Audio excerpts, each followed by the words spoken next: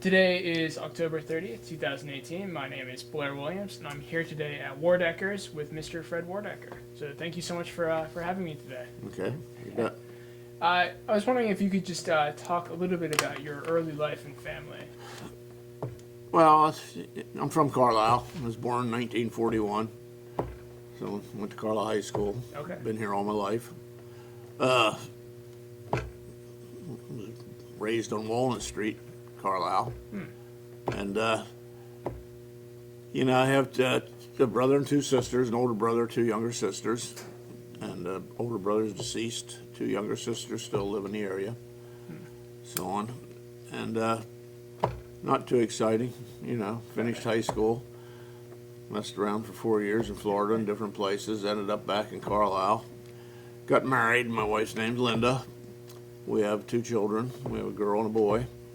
And they're both, of course, older now and on their own ways. One lives in Maine and one just came back to Carlisle to live, so on, so they're local. And other than that, I've been in here for 50 years, so that's about as exciting as life gets as far as it goes for me. Sure. And so on, but it's been a good life and it's been a good run, so on. So you started working with your father at Wardecker's in 1965, is that right? Yeah, well, Wardecker started in 1901 by, Okay. it was not Wardecker's, it was Blumenthals, and it was started by a gentleman by the name of Mose Blumenthal. And Mose, I don't know what the history is as far before what Mose did or not, and so on, but, he was from Carlisle, I guess. And he had two children. One was a Richard Blumenthal, and then there was an Edward Blumenthal, who was an attorney. And Richard was in the store with Mose. Well, in 1941 or 42, my dad, I guess, went to take his physical to go in the Army, and for some reason he didn't end up in the Army. But the gentleman that worked at Blumenthals was a friend of his, and he did go in the Army. They went the same day, and he got, he went in, my dad didn't. So my dad ended up coming here to work. So he started here around 1941 or 42, and he worked for the Blumenthals throughout that period. Then in probably it was 1964, Mose had died in 1948. Richard took over, and 1964 around there, Richard had a heart attack and decided he was going to retire. So my dad bought the business in 64. And then I came here, he needed some help. So he said, why don't you come in there with me? So I left AMP, I was working at AMP, and I came here in 66. Okay. So I've been here, I think 66, 67 somewhere, but I've been here around 50, 51 years, and so on. And then my dad, he kind of, he stayed here forever. He turned it over to me in the 80s, probably the late 80s, early 90s, and, I took over. We sort of reversed roles. So he still came in every morning. He'd come in at 9 and open the doors. And then about 10:30, 11 o'clock, he'd leave. And then he did that till he was 89 years old. Wow. And, he was active. My mother had passed away, like, I think it was 8 years, before he passed away. But he was lonely and so on. So this gave him some place to go and probably gave him extended life, really, and so on. Whatnot, but we got along good. It was father and son relationship. I guess he tried to tell me what to do, and I wouldn't listen, and vice versa, so on. But it worked, and we got along to the end. We lived beside each other for a number of years, and we rode back and forth to work and stuff. So it was a good run, and then I've been here, by myself for the last several years. It reached a point where I just decided, I was going to cut back a little bit, so I just do everything myself, and just, I have a couple of people help me out if I want to go away or something like that. Sure. But other than that, I'm kind of in here with one other guy that helps me out maybe once every other week or something like that. So you mentioned that it was kind of a twist of fate that your father ended up working at Blumenthals. Did he have any experience sort of working in menswear before that? Or? No, not really. He always said how smart he was is the fact that whenever, I guess he had sold cars out out by the Army post entrance, there was a Buick garage out there, and he sold Buicks. So he had a lot of the people from the work college. That wasn't a work college then; it was an Army base. That was I guess the Army doctors field hospital, like for training for World War II. All the doctors and dentists that went in the service went to the the Army post to get their basic. So basically, anybody you talked to that was a doctor in World War II probably was in Carlisle at one point in their life. So anyways, he says the guy came in the garage and they were looking for help over at the barracks. So he said he got hired over there, and he said how smart he was. He was probably #1 civil service employee at the Carlisle barracks, and he left that job to come into Blumenthals to work. He said if he'd have stayed there, he'd probably been retired 25 years sooner and lived, so on. But he said it is what it was, and he didn't regret that at all. And he probably wishes he'd have bought the store sooner than he did. He was 65 years old when he bought the business. 64, 65. So, that was, he didn't get to enjoy the fruit of the business like he could have. Yeah. Because, it was a good business up until probably the late 90s. And that's when it started to drop off a little. The clothing business changed and so on, whatnot. Well, you mentioned that you were working at AMP, and then you came to help your father out. Did you have any experience before that? No, I had no experience whatsoever in the clothing business. So, you don't have to be too bright to be in the clothing business. It's just, it's like my dad said. He said that basically most people know what they want. Yeah. And when you're dealing with a man, the worst thing about the clothing business is the man never wants to be in here to begin with. He would rather be buying fishing rod or golf clubs. Sure. But, when he comes in here, he's always half mad to begin with, and it's usually his wife's the persuader. Yep. And once you get him to try the clothes on, it pretty much is a sold deal, because it's over. Because he isn't going to try another pair of pants on. He'll take the pair that he's got. So it's a no-brainer. I mean, you kind of got to know what's going on, as far as what's in style, what isn't in style. But most of the companies are up on that, so on. And the buying part of it was probably the hardest, knowing how much to buy, because back then, now it's not as bad, because today the manufacturers keep an inventory, so you can kind of fill in when you need things. Back then, you had to buy like a season ahead of time. Like you would have to buy like the suits, like how many you thought you would sell the following winter. Yeah. So it was a pot shoot. If you bought 500 suits and you only sold 200, you're in trouble. So on, because they didn't carry the inventory. You carried the inventory, but that's sort of changed through time. I mean, today you can have a suit here overnight. Back then it was like a week delivery to begin with to even get them, and so on. So that's kind of the tricky part of the whole deal, was trying to keep everything on even balance, so you could keep your head above water. And the other thing too, back, when I first came in here, you had like accounts receivable. We had a pretty sizable accounts receivable, and those people would always have to come back and pay on their bills, like weekly, monthly, whatever they did. And usually when they came back and their bill was paid down, they'd buy something else, and so on. And then along comes credit cards, and that was the first nail, that bit into the business, because then all of a sudden they had a credit card, they could go anywhere and have credit.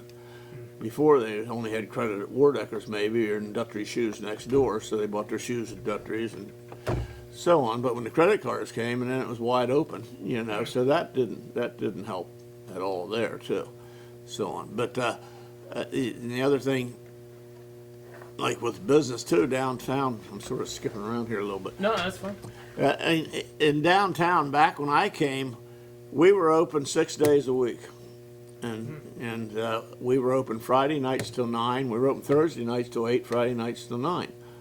The farmers market was tore down. That's the courthouse, new courthouse today, but they moved the farmers market behind the courthouse. There's a little parking lot back there in the garage, and they put it back there. So you still had people come uptown on Saturdays to, go to the market, and all the banks were open Saturdays till noon. And also banks were open Friday night, like till 7 o'clock or something. So suddenly the banks decided they didn't want to be open anymore on Saturdays, and the farmers market ended up closing. So that just killed the Saturday business. I mean, we were always busy Friday night and Saturdays, always, because the people, like a lot of people shopped. They went down, giant Giant Food Market was 2 doors up from us originally, and then they built a new building down to corner of Lowther and Hanover Street. That was their first big store. And a lot of people came downtown to shop on Friday nights to go to the grocery store. Okay. And so on. So, that whole thing changed, I think, when the banks started closing Friday nights and Saturday mornings. I think that was a shift in the business for that time of the day. Is that where Sadler's is now? Yes, Okay. yeah, that was their first big store. And then from there, they left here and went down to the Carlisle Plaza, where Lowe's is located today, and so on. But, Giant originally started 2 doors up beside Woolworth in a small, I think it was called Carlisle Food Market then, and so on. That was their first store in Carlisle. But as Carlisle as a whole, back when I first came to town, I think at one point we had like 8 menswear stores and 13 women's stores in downtown Carlisle. And basically the hub of Carlisle was North Hanover Street, where we're at right now. And we went through, a good period of time, and it was a really busy area. And then, I guess it was late 60s, 70s, in came the mall, the MJ Mall, which is where Walmart is. And then we also had the down where Lowe's is was called, I think, Carlisle Plaza or something like that. So as soon as they came in, right off the bat, we lost Montgomery Ward's, which was across the street from us, which was a big store. And we lost Penny's to the plaza. They pulled out. So we lost 2 of the key stores downtown, went to the shopping centers. Plus then we had the competition from the shopping centers come in. Yeah. So, that sort of takes business away, so on. So, and as things progressed in downtown, they thought they'd try to do something to combat the shopping center. So they got this idea to close Hanover Street off, like from the square down, put a roof over it, sort of like Charlottesville, Virginia, Cape May, New Jersey. So we went through like a year's worth of meetings on that and discussions and stuff, so on. And when it was all said and done, they decided they couldn't do it because the fire company's not getting across Hanover Street. There's a fire, and there's some other things fell into it. So they ended up saying, well, we'll just put all new sidewalks down, new lights, and so on like that. So they came down. It was the whole summer, I forget, 72 or 73. And they ripped the downtown apart that whole summer. You couldn't even get in the front of the stores. They tore the sidewalks up, and and I think up at the square they put another lane of traffic in, so we lost all the parking up around the square. It was like 100 spaces. We lost that parking because they made you can, like, I think it was 3 lanes. I don't know what it was, so on. So we sat here that summer, and some of us persevered and some didn't, and we lost most of the ladies' shops and men's shops closed up. We had the hub across the street. We had Lana Lobel's, and they were out of town stores, so they were gone, like so on. So that didn't help at all, and we ended up with new sidewalks basically. And as far as downtown, we were just the way we were before. So, well, this is a question that I've never been able to find an answer to, but do you know when Cronenbergs closed? I forget the date. I don't remember. It had to be 30 years ago, probably. Okay. But so I was wondering if it was around the time that you're talking about, like. Yeah. I'm saying it was at 9. And that the whole clothing business changed major back. Probably late 80s when they went to Dress Down Friday, where all of a sudden people could wear, like golf shirts to work on Friday, and the banks would, and so on. And that was kind of the beginning of the end of the retail menswear business as it was, so on. And then also you had the competition come in, like. We had Corvettes were the first ones to open up, and there was a Walmart in Carlisle, and then there was a few like men's companies opened up, like Anderson Little, places like that, and they started popping up here and there, and suddenly people weren't buying like 3 suits a season anymore. They only wore them like maybe 4 days a week. Yeah. And then the next thing, they weren't dressing up for church anymore like they used to. They weren't dressing up to go out to eat. They, used to go to the airport to get an airplane. Everybody was dressed up. You didn't now. Of course, you know how they dress today. So the whole thing did about face.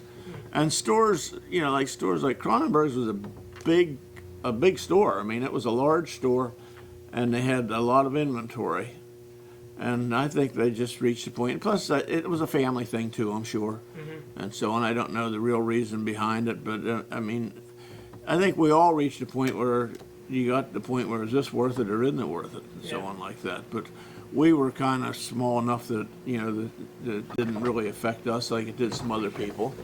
And again, I don't know, for some reason we persevered. As you can see, we're the last one standing today. Yeah. And like I said at one time, I know Cronenbergs was a big store. We were probably the second largest menswear store, in town, and so on. And then there was like 4 other ones and so on, but the other ones sort of had their little nicks and stuff. One was a young person store, another one did a big jeans and casual business and stuff, so on. So, and then we also were fortunate enough, we had a shoe store by the name of Dutry's beside us that were there for a long time. I think they started around 1948. And we sort of complemented each other. Our parking lot shared each other. We both had back doors in from the parking lot in front. And they sold a good product, and we sold a good product. And, we sold, we both sold better clothing, more expensive type clothing. And that sort of helped us, too, and so on. But, it's just downtown. I mean, every downtown ended up with the same demise that I know of, that Carlisle did too. Just got caught up in it. Well, actually, I wonder if we could shift maybe a little bit back to when Blumenthals first opened, and just do you remember hearing any stories, from your father about that early period of the store? Well, he started here in 1941, so he said the one thing about Blumenthals that was kind of cool, I thought, was the fact that he went down to Baltimore to buy clothing from a company by the name of Schoenemann, was a big clothing company, suit company. And he said that when he walked in, he was with Mose Blumenthal, and the guy that owned the company, I think it was Hansel Schoenemann, he walked in the room and he said to the salesman, he said, "This was the very first account I've ever had." So he said, there's no, you only could buy so much, merchandise. They had a limit on what you could buy because of the war. And he said, this company gets whatever they want. He said, just, don't refuse anything they want. I'll take care of everything for them, and so on. But he talked about, like, they, not while he was here, but they sold, like, the Indian School would buy clothes for the athletes as they were going away, I guess, different suits, sport coats, things like that. And he said that they would come in, I guess, to get their merchandise. Well, Mose became friends with several, and he said Pop Warner was a very good friend of Mose Blumenthal's, when he was here. And he said they tended to like to have a few drinks together, so on. But he said Jim Thorpe would always stop in. Since a lot of the Indians would stop in, a lot of the Indian students became lawyers and Indian or policemen and things like that. And they would periodically come back to Carlisle with family to show them around. And he said Jim Thorpe, when he'd come to town or come nearby to do a speaking engagement, would always come to Carlisle to meet his friends. And he'd always stop in to say hi to Mose Blumenthal. And he said, of course, then the stories would start to fly and so on like that. But the one thing I'm thankful, every time he came to the store, my dad got his autograph. So I ended up with like 4 or 5 autographs, of Jim Thorpe, that I still have in the safe, so on. But one of the stories that he talks about is, I guess, that Mose Blumenthal was the one. They have one play where the quarterback would take the football and he'd stick it up underneath the shirt of the center. And the center would have the ball, and the quarterback go back like he's going to throw a pass. Well, the center was down the field for a touchdown because the ball was stuck up underneath his shirt. And supposedly Blumenthal said the pocket in the shirts. Now, I don't know where that came from and don't even know if it's true, but it makes a good story. Yeah. So on. So that's one of the stories. And then, there's the other thing as far as the Indian School, back in, I think it was 72 or 73, there was a guy by the name of Bob Wheeler came in. He was getting his doctorate at Syracuse. And he was writing Jim Thorpe's life story. He wrote a book, Pathway to Glory, which he'd published. Mm-hmm.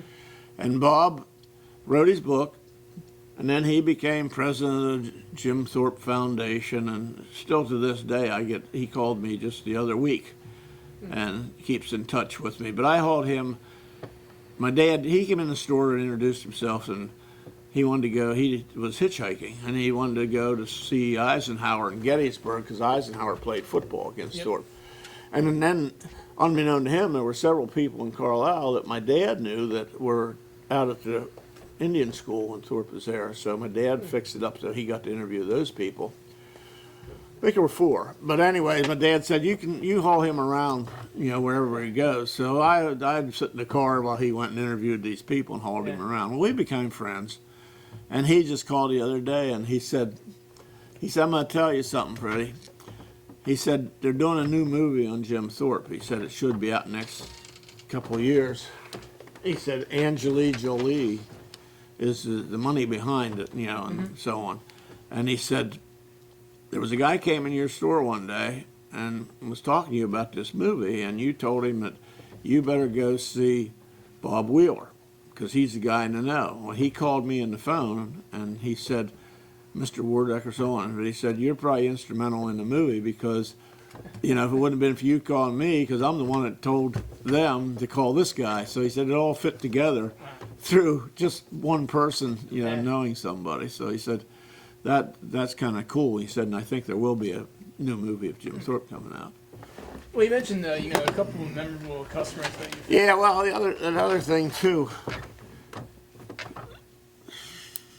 They were trying to get Jim Thorpe's medals back because he was declared, he wasn't amateur status. So the JCs in Carlisle did a drive and to get his medals back. And they went around getting signatures, as many as they could.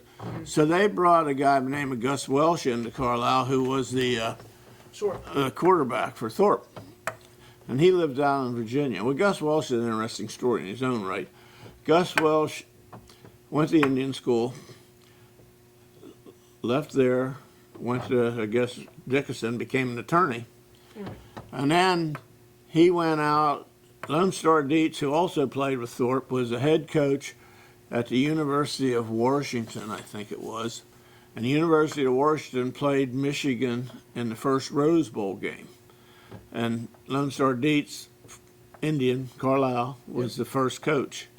And I think he won the game. I'm not sure. I'd have to say. So anyways, Lone Star left the University of Washington, so he calls Gus Welsh up. So they hired Gus Welsh out there to be the football coach at the University of Washington.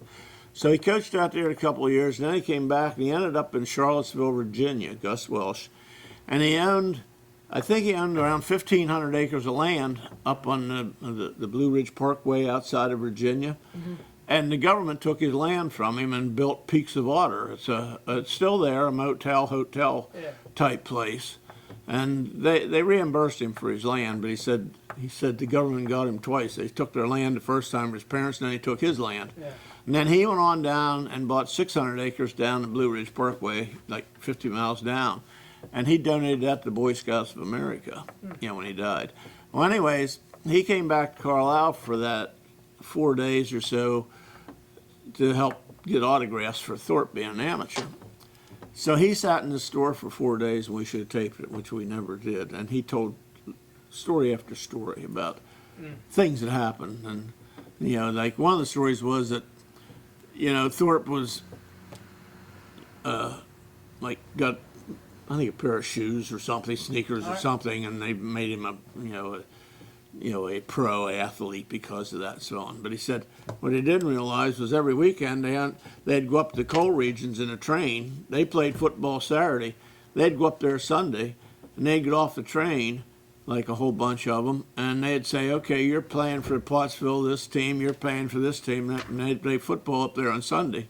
And of course, I don't know if they got paid or how they did that, but he said probably it was more illegal for them to do that than it was for Thorpe to get a pair of sneakers, because he said that was just automatic, you know. He said they'd go up there and play football on Sunday in a semi-pro football league, and so on. So whether that's true or not, I guess it is. This was the Indian School football team. Yeah, not all of them, but it was a group of, Yeah. I guess, the better players and stuff like that and so on. But he said that was one of the things he did. And then the other story he said, too, he said Tuanamal was a long-distance runner that went to the Olympics with Thorpe. And so Tuanamal, he said, they always said he went to Harrisburg to a track meet, but he missed a train going down, and he ran the whole way to Harrisburg, on City Island, ran the event, won it, and then ran back. Well, he said he did run down, but he didn't run back. He took the train back, but he said, just clarify that. And he said, the other thing he said with Jim Thorpe, he said, this is the truth. He said, Jim Thorpe could stand on the 50-yard line of the football field and drop kick the ball through the uprights almost every kick. He said it was unbelievable how accurate he was with kicking the football and stuff. So on. But it was fun to spend a couple days with him. And then the other thing the neat thing that probably Washington Redskin fans would probably appreciate this more than anything else, but you know, we were about as close to the Washington Redskins as anybody could ever be in Carlisle, Pennsylvania, because they would come to Carlisle to training camp, and you could go like to the bar rooms at night, and they're all just sitting in there, and you could sit there and talk to them, whatever. You know, it was like, and you didn't do that in Washington D.C. Yeah. So on. But I said they used to come in like in here. The coaches would come in. And they were in here almost every day when they were in training camp. They'd come in about 11:30, and sit here at about 1, just talking to get away something. And I'd have like 2 or 3 in here every day, talking about the Redskins and and just fishing, whatever. And we got to be friends with quite a few and so on. And then my dad, in fact, was I think it was Mike McCoy. McCoy, anyways, he was invited to go to the Hall of Fame when he was inducted into the Hall of Fame, and my dad didn't go. He should have gone, but he didn't go because Mike was a friend and so on. But not that was kind of a fun time in Carlisle for everybody at the time and so on. Well, I imagine too. I mean, so that you've also had quite a few like local Carlisle characters as customers as well. Yeah, you had Carlisle characters. I don't, offhand. I really don't know who to talk about there. Sure. The stories I would tell you probably that you don't want to hear. Well, I wouldn't mind hearing them. I'm sure they wouldn't want them to be known. But some of the, like, I'm trying to think if we had like, a lot of politicians and so on come in here and so on like that. They weren't character type people, but okay. They were interesting people and so on. We had a lot of characters in downtown Carlisle, believe me. They all sat up the square on that picket fence every day, and you'd walk up there and so on. And, of course, we still have characters up at the square hanging out every day and so on. But, as far as characters, I'd see Bessie walking by every day. And I guess she was a character in downtown Carlisle and so on like that. She seems to have a better reputation or bigger reputation than a lot of the other people in Carlisle have, so on. But so on. But maybe she was probably going to the hub rather than Wardecker's. The what? She was probably going to the hub. She probably was. So, and I never met her. I used to see her. She'd always walk down the other side of the street. Then we had a guy. I forget his name. They called him Cy or something like that, but. He'd always be here in the summer, and then he'd disappear in the winter because he'd always imagine he'd get arrested and go spend the winter down at the county jail. Of course, he'd been there so often that he was a custodian down there when he was there. So, but that's kind of characters. We never had a lot of trouble in downtown Carlisle, so on, whatnot. We had a couple nasty fires. Being the Bowman fire was one. I just come back. We were in Florida. We just moved back, and I was just got here. We were at my parents' house, as a matter of fact, and man, I went to bed and looked up, and it was like bright orange and reflection on Walnut Street, and went up there, and I mean, that building was gone, burning. It was awesome. The fire was just terrible, and it was cold. So, and then I think Woolworth up the street, Woolworth was 3 doors up from us, and I worked at Woolworth that Christmas. I got a part-time job. We knew the manager, so he said, well, you can come in there, over Christmas, I need help. So they lost at the Bowman Fair. They not only lost Bowman's, but they lost McCrory's. And the fair was, I think the end of November. And a lot of the people had their Christmas, back then you didn't have credit cards, so they had layaway, Christmas, you had layaway stuff. And they lost all the layaways at those. So this Woolworth store up here, I think, if I'm not mistaken, Rudisill told me he was like the highest paid manager that year for a Woolworth store in that size in the country. And so on, because of the business they did over that Christmas period, because everybody that was the only store in town we could go, like only Woolworth store. Yep. So on, but that was unbelievable, the amount of business. I can just remember, it was just the stuff unloading, trucks after truck would come in there every day unloading stuff, but whatnot. But that was pretty ugly. Then, that's about all I can think about offhand. There'll probably be a million other stories after you leave here and so on. Well, one of the things that I read about was that you still use a 1938 Singer sewing machine. Is that still the case? Yeah, that was my grandmother's. Yeah, she was a tailor for the store, Mrs. Shadow. She lived over on Lowther Street, right across from the post office on Lowther Street, and she'd had a shop over there. That was her livelihood. And anyways, when she had passed, I brought the machine up to the store. We never had we always took our tailoring down to her, or it was a gentleman named Achel that lived on Bedford Street that we used also. And they did all the tailoring for us. Well, whenever she died, and then I had a lady named Cleo Spangler that came in. Well, I had her, and then I had another lady, Nancy Gorman. Well, then when Cleo retired, kind of Nancy retired, they come to cut back. I couldn't hire anybody. So then I went down to the Fabric Center in Pomper Street and asked the one lady down there if she'd show me how to use a sewing machine, because I didn't know how to use a sewing machine. Yeah. So anyway, she did.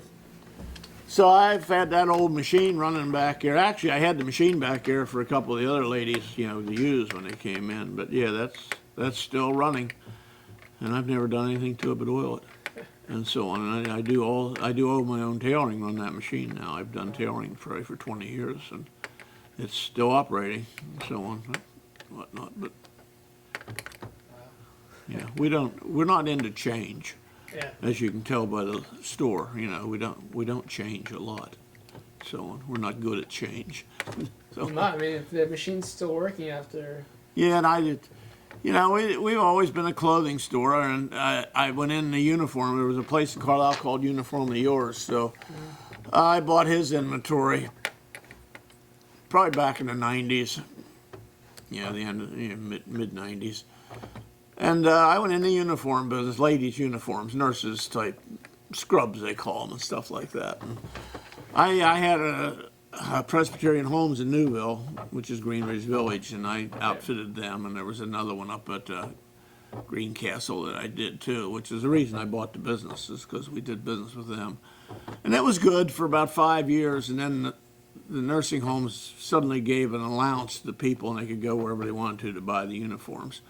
So whenever that happened, that took care of like me selling White Swan, which is a good product.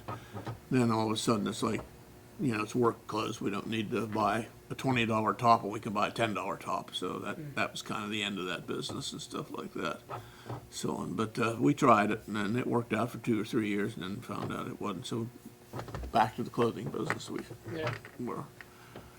And I just basically today, my business evolves around just basically. I rent tuxes. I still do, a good business doing tuxes. I sell some suits, sport coats and stuff. Just still, a lot of customers do, not near what we used to, but still it's a business. And then I do some tailoring work. And between that and my Social Security check, I managed to survive. So on with that, so on. So I mean, so that's the business today. Like back, sort of during Moses' time and your father's time, and sort of before the 1980s. What was business like back then? Well, back when I first came here, of course, we used to we hang about 200 suits in our store at all times. We had three different shirt companies we dealt with. We had two sweater companies. Our inventory was probably 4 times more than it is today, 5 times more than it is today. So on, and then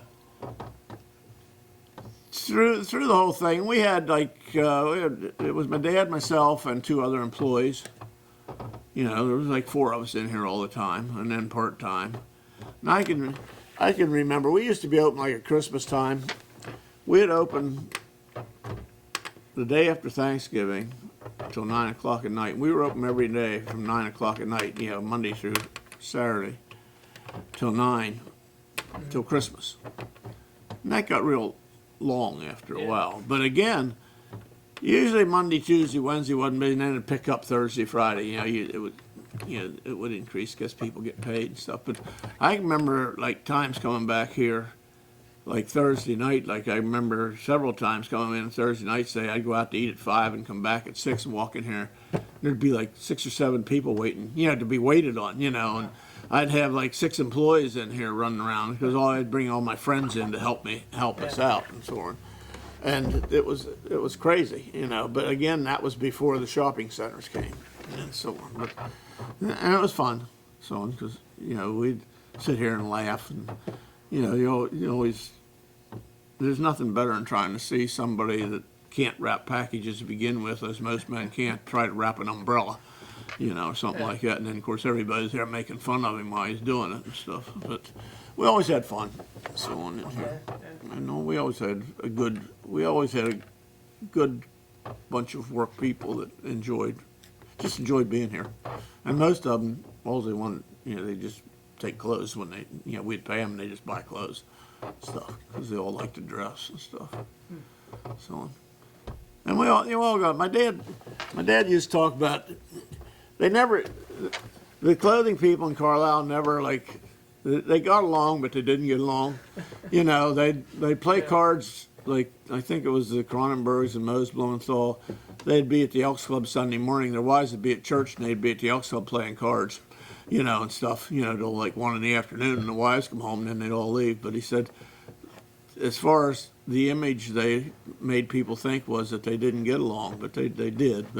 But he said he can remember, like, if you were selling a guy, if Mose was selling a guy a suit and the guy wanted a white shirt and you didn't have his size, he'd say to my dad, he said, you go back to the warehouse and see if you can find a size 1733 white shirt somewhere and bring it up to him if you would, please. And he said, well, that meant go running out the front door and go to each clothing store till you found that shirt size and bring it back. He said there was no warehouse. He said the warehouse was just go to another store and buy it, So he said I'd take off and go running from one store to the other till I found it and then come back and, yeah, we have one in the back room. Here it is. So on. I said that's good. So on. But he said that's just the way they operated. And they all did it. So on. Kind of helped each other out. So on. But another than it was a steady business back then. Yeah. So on. And I think downtown, we had a parking authority at one time in downtown Carlisle. And the parking authority was like Dick Duttry was on it, I think my dad was on it, and a couple other people. And they would take the money.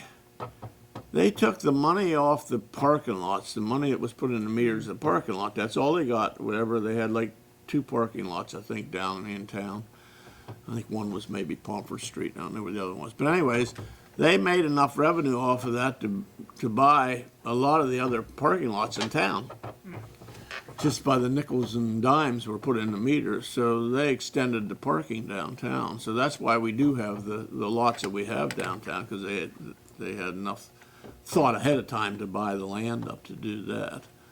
So that helped. As we lost parking out on the streets, that picked it up back there. But often thought maybe, I wonder what Carlisle would be like not to even have parking meters, just to do away with them entirely.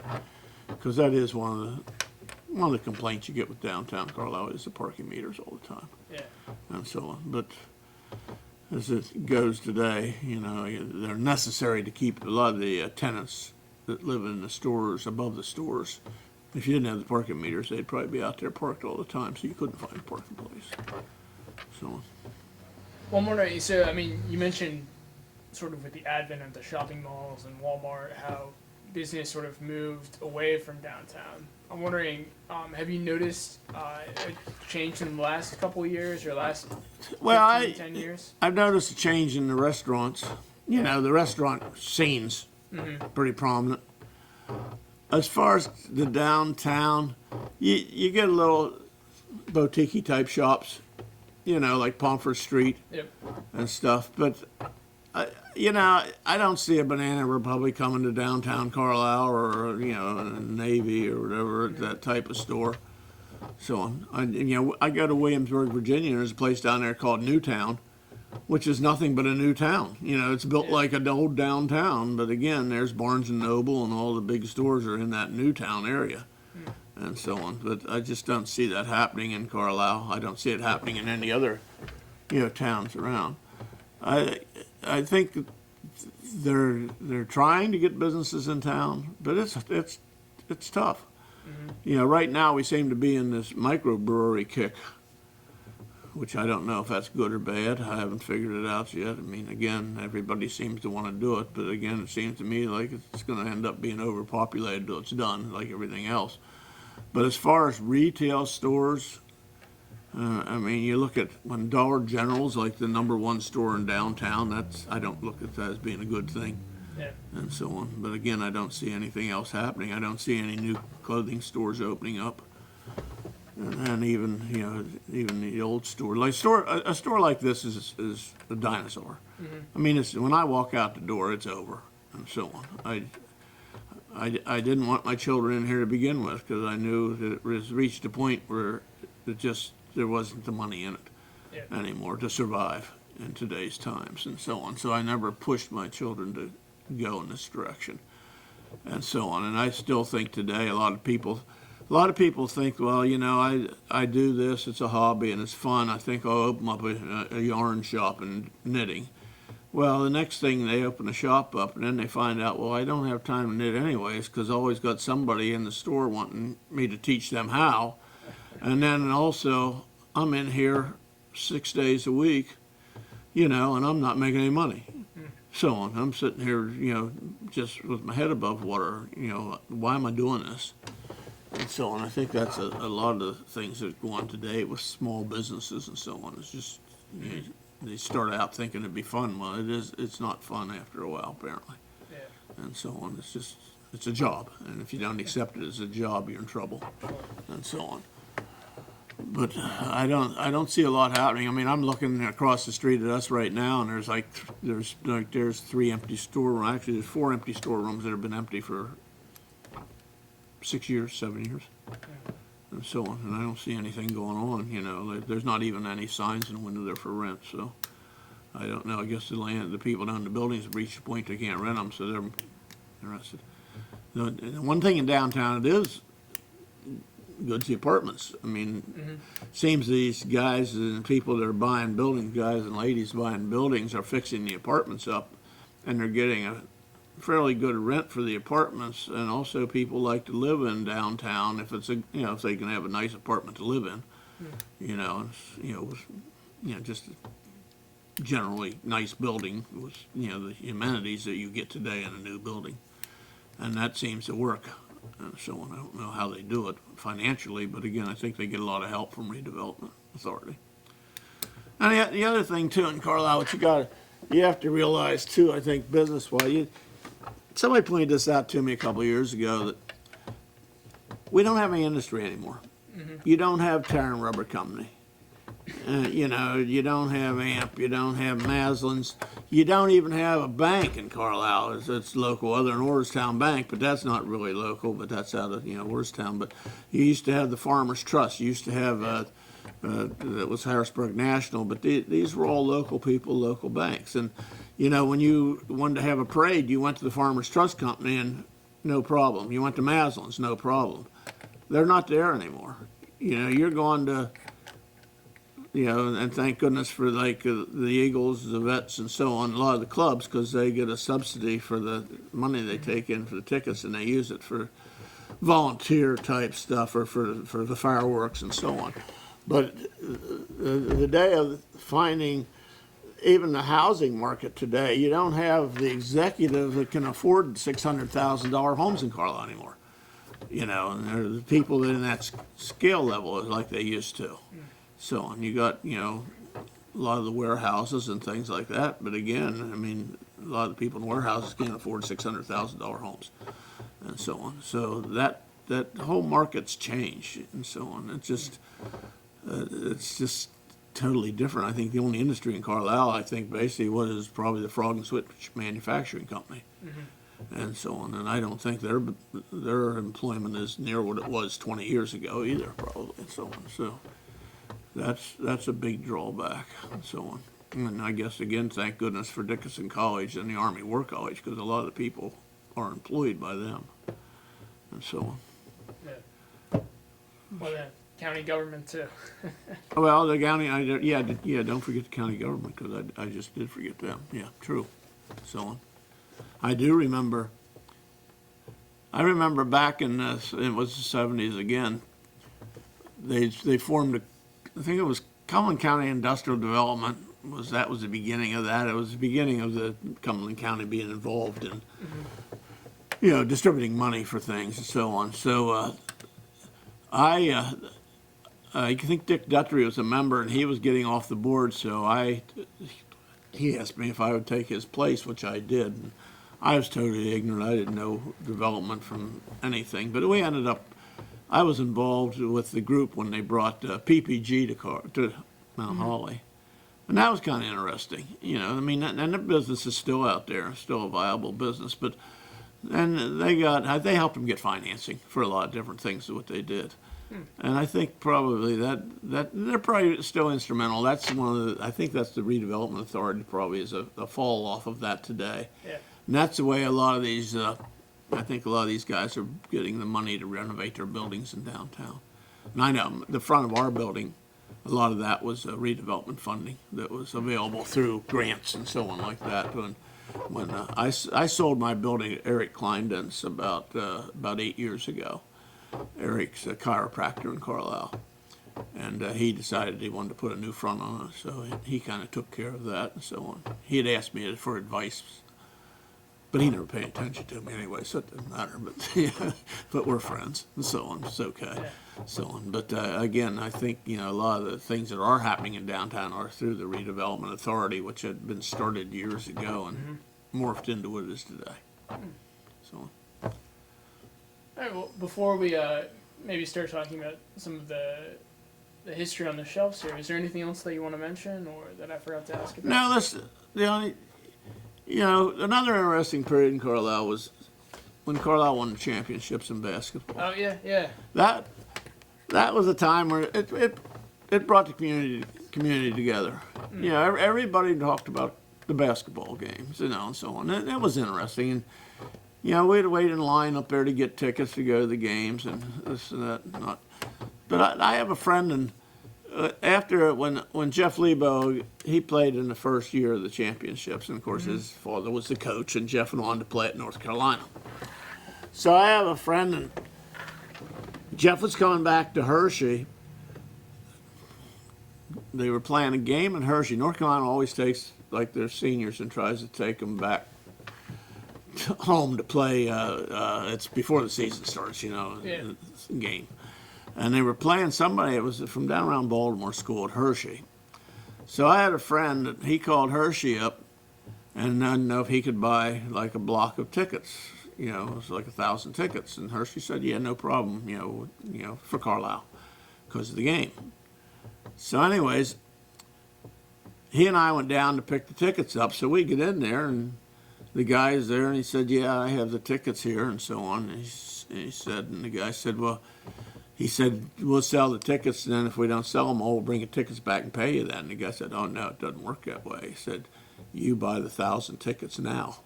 And if you don't sell them, and then you got a lot of extra seats to sit in and so on. So the guy looked at me and he said, do you think we could sell 1,000 tickets? I said, well, no. I said, where are we going to sell them? He said, well, I thought we'd just sell them in front of your store. Well, anyways, he wrote a check, come back, and that Saturday we sold all 1,000 tickets in about 2 hours. Wow. So on, for the game. But that was kind of a fun time, in Carlisle, so on. It was just a lot of camaraderie, I guess you'd say, in the town, through that and so on. But other than that, I'm about done. We used to have a thing called sidewalk sales days downtown, and it was usually the end of July, and you went out front and put all your stuff out there to get rid of it. And I mean, it was crazy. I mean, we'd have it Thursday, Friday, and Saturday. And Thursday morning there would be people, downtown. I mean, thousands. And I'd look across the street. Israel's Clothing Store was across the street. Mm-hmm. Schaefer Brothers Sporting Goods was up the street, and there'd be lines of people waiting for their door to open. Mm-hmm. So then after they opened, everything would sort of drift over our way, and so on. And it was a big time. I mean, we did probably $10,000-$15,000 worth of business the first day, which is a big day for us. Yeah. And so on. And of course, everybody we had food at one time. We had a merry-go-round we brought down from outside. We brought calliopes in. Just things like that. You tied other things in with the sales days, and the streets were closed, blocked off, whatnot, and there'd be just thousands of people downtown walking around. So usually, by Friday night or Saturday, you'd had enough of sales days, stuff like that. But so my dad would sit there and he'd say to Barry, who worked here with us, Barry was would laugh at anything. And he'd say, no, he said, watch this, he said. So he'd go out and stand in the middle of the street and just look up at the sky. And about 5 minutes later, you'd look, and everybody was looking for whatever he was looking at up in the sky. There was nothing up there, So, and he would come back. He said, "See, Barry," he said, "look," he said, "now they're all there." And he said they'd be looking because everybody else is and trying to see what they're seeing. And then another time they had, he had one of those business cards. It was like $1 bill. You could fold it. So he had an old wallet. Somebody bought a new wallet, so he took the old wallet and stuck it. There was a $20 bill and left a corner stick out. And he threw it out into the gutter out here in the gutter. And then he and Barry would sit outside and wait for somebody to come down the street and pick it up. And then he said, then they'd sit there and wait when the guy opened it up. Of course, there was no $20 bill in there. It was just a business card, and so on, stuff like that. But that was what that was his life and so on. He got a kick out of that. But the sidewalk sales days were a big event in downtown Carlisle, so on. They were fun. So on. And you mentioned that was a way for you to get rid of some of your old inventory? Yeah, that was always the end of summer. We cleaned our inventory out at the end of summer usually, and we did. I mean, if we had 100 sports shirts left over on sidewalk sales days, we'd had 10. It was amazing. But we, again, $20 shirt for $9.99. Or $25 shirt for $9.99. We just cleaned the house. And so on. We always were fortunate that we always cleaned our inventory out during sales and stuff, and so on, whatnot. And I think most of the stores did back at that time. It was a good time for them. So on. And that was because you had to carry more inventory. You were carrying more inventory at that point too. Yeah, well, back then, yeah. I mean, that's when that was busy times and so on. And then I don't know. Yeah, the restaurants started complaining because we were closed. The streets were closed. They were losing their business and stuff like that. So it just died out. It wore out. I think some places still have it. You see it once in a while. You'll see it advertised, sidewalk sales days. But back then, we were kind of on the bandwagon for the beginning of it and so on like that. So it was like just a good time to clean. Well, I'm up the surprised inventory. with like the festivals and whatnot with the Harvest of the Arts closing. I mean, I would think that the restaurants see an uptick because you have people actually walking downtown. Well, I think they do. I think the Ice Fest thing the other year Yeah. proved that. You know, they did the Ice Festival that first year, and it was sort of like, well, I don't know. Well, the second year, last year, everybody was on the bandwagon with that because suddenly the restaurants found out that people wanted to eat too. Yeah. And they all were, I mean, Hamilton, I guess, got crazy busy. And even they had a hot dog outside this year, you know, for the thing and so on like that. So on. But we used to do things. We had street hoops. We started street hoops. You know, that started right here in the store. Susan Cavanaugh was the downtown coordinator. And we put together the street hoop deals. And then we made the baskets the first year, you know, the backboards. We did that ourselves. We went down to Castle's Lumber Yard and we built them from scratch. And then, like 2 years later, it was United Telephone, and then I guess it was, I forget who it was after the Sprint. They bought professional type backboards for it. Okay. We ran out about 6-7 years, I guess, on that, and I don't ever know what happened. I think the phone company backed out of they backed out on it, so we couldn't afford to do it without the phone company. So that was basically erecting basketball hoops and. Yeah, 3-on-3 basketball teams. Of course, Carlisle had the championship. Yeah, that was back in that era. Okay. So we drew, you drew a lot of young people in from Harrisburg, York, and places like that. That first year, we had a couple professional players come in on team. Retired professional players. Yeah. And then, of course, we had, our players like Sean Hodge, and I had Sean Hodge, Perry Owens, I forget who, Michael Owens, I guess, on the team that we sponsored. And so on, but that went on for a number of years, and that was it wasn't a business drawer, but it was a downtown drawer. Yeah. And it's like the Christmas parades. I mean, it was probably nothing to have 10,000 people come downtown Carlisle for the Christmas parades. We always had Christmas parades, usually the week after, it's like Thanksgiving weekend. Mm-hmm. Well, then suddenly you couldn't get the bands, the high schools, everything got different. They wanted paid to come. Cumberland Valley wanted paid, because of school buses, which I can understand. There was a period of time when they just came. Yeah. They came in cars and parents would bring them and you'd have a band. And then all of a sudden it's, oh, no, we can't do that. We have to have insurance. We have to do this and that. And it got harder and harder just to get the bands to perform. I remember the one year in particular, we had a mummers band. We paid them to come up from Philadelphia, one of the mummers groups. So the parade's at 11 o'clock. So they're lining up, and we're paying this mummers group. We know they're in Carlisle, but we can't find them. We never did find them. They were out at Steele's in the bar room. They missed the parade. So they got their money, because they got the money up front, but they never marched in the parade. So they never had the mummers groups come after that, and I don't know what group it was, but so on. But we always had a big Christmas parade. And then also, they used to bring a train up from Willow Mills was a park, like Williams Grove, Willow Mills, Hershey. Willow Mills was down right down the pike off of 81, so on down there where the Votech school is. And they had a train down there with a little train, children's train, that you could ride on. And we'd get down, they'd take that apart and bring a track, and we'd set it up in the square where the new courthouse is today. And then they would have the Santa's house there and the train rides in there for the kids to take rides on. And of course that was always a big draw. So, always had a Santa Claus house somewhere in town, stuff like that. So that was kind of like good times. And then, of course, we had the craft thing came along. We did the craft thing. And that has, again, turned into like I think they try to have it usually on homecoming, Dickinson homecoming weekend and so on. A lot of the things today, Dickinson is a big part of downtown today. A lot of people complain about Dickinson College, but again, if it wouldn't be for Dickinson College, probably some of the stores would not be in downtown Carlisle. And then definitely that's the reason a lot of the stores are up towards Dixon College is because that's, you know, that's who Yeah. patronizes the businesses and stuff like that. So, whatnot. All right. I think that's kind of probably, between all of that, you should be able to put something together. All right. Well, yeah, well, I guess thank you for speaking with me today.